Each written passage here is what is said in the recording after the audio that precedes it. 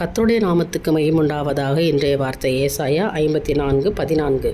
நீதியினால் சிறப்பட்டிருப்பாய், கொடுமைக்கு தூரமாவாய், பயமில்லாதிருப்பாய், திகிலுக்கு தூரமாவாய், அது உன்னை அணுகுவதில்லை.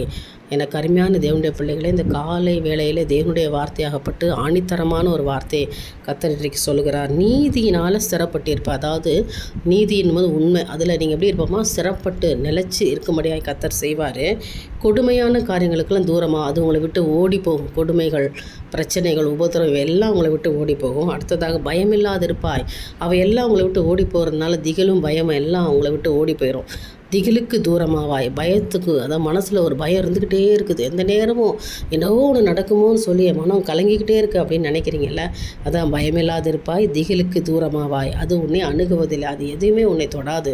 எப்பேற்பட்ட ஒரு பிரச்சனை உங்களை அணுகுவதில்லை, அது தொடுவதில்லை. காரணம், கர்த்தர் உங்களோடு இருக்கிறார். அவர் சொல்கிறார், நீ நீதியினால் சிறப்பட்டிருப்ப மகளே. இப்படி சொல்லப்படுற எல்லா காரியங்களிலும் ஆண்டவர்களை விலக்கி உங்களை பாதுகாத்து கர்த்தருடைய பிரசுரத்தின் கிருபையினால் உங்களை மூடுவாராக. அது உன்னை அணுகுவதில்லை, அது உங்களை தொடவே தொடாது. எந்த ஒரு பிசாசின் கிரியைகளும், பயமோ திகிலோ, இன்றைக்கி ஒரு மனக்குழப்பமோ எதுவுமே உங்களை தொடாதபடி கர்த்தர் பாதுகாத்து உங்களை நடத்தி வழி நடத்துவாராக. என் தேவனுக்கே மகிமை உண்டாகட்டும். ஆமேன்.